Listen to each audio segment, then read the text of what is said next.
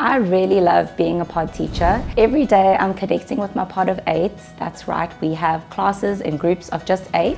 And this means that everyone can be seen, everyone can be heard. We have really fun sessions called Pod Connect, which target soft skills and give the kids a chance to really connect with one another. We have academic sessions like our check-ins and workshops where we are able to monitor the kids' progress and assist where needed.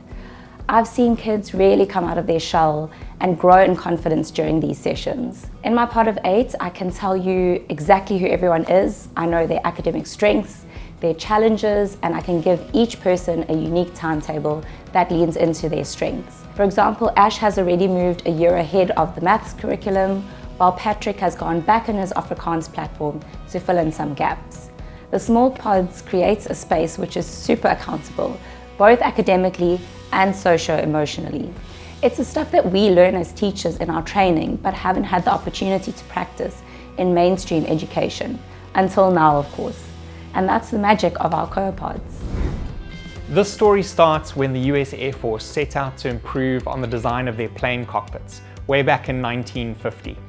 They called in 4,063 of their pilots, and they took more than 250 body measurements on each one.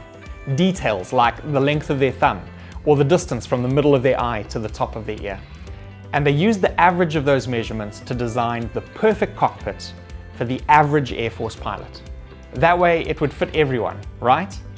Well, what happened next was that planes went down, a lot of them, and not even during combat. Worst of all, the Air Force couldn't seem to find the reason for the crashes.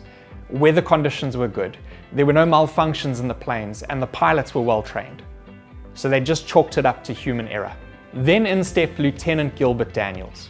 He took those original body measurements and he said, forget the 250, let's just look at the 10 most important ones. Things like the height of the pilot or arm length. And then he said, let's consider a pilot to be acceptably average if they fall within a 30% error range, which is pretty generous. How many of those 4,063 pilots do you think was acceptably average? 0, not a single one. And in his report, Lieutenant Daniels wrote to the Air Force, you've designed a cockpit for the average Air Force pilot, and in doing so, you've designed a cockpit for no one. See, when it comes to designing something for individual people, no one really fits the average very well. And we've known that that's true in education for as long as the Air Force has known that it's true in planes. Yet so many schools still teach to the middle. At COA, we're really excited about the online space because it offers us a chance to teach individuals and not just teach to the middle. Our teachers are not just holders and deliverers of content, they're facilitating learning on platforms and courses which have been created and curated from around the world. We have individualized timetables, individualized enrichment streams, small groups where every individual is known. No more teaching to the middle. COA is named after a type of acacia tree. It's famous for being both strong and flexible, which at first sounds like a contradiction. How can something be both strong and flexible? Well, the wood of a COA tree is used for making musical instruments as well as wedding bands, where it needs to bend into shape, but it also needs to be durable, strong and flexible. And that's what we want for our school as well as the people in it. We are accredited with the IEB, the Independent Exams Board, to offer an internationally recognized grade 12 matric. There is lots of academic support built into every day. Small groups meet with our teaching staff who are SACE registered and have heaps of both experience and passion. At the same time, there's real flexibility, an example of individualized timetables and adjustable term dates. We also want the balance for our learners, strong and well equipped, while flexible and able to navigate the constantly changing world. That's why we go by the name COA. I wish I attended a school like COA.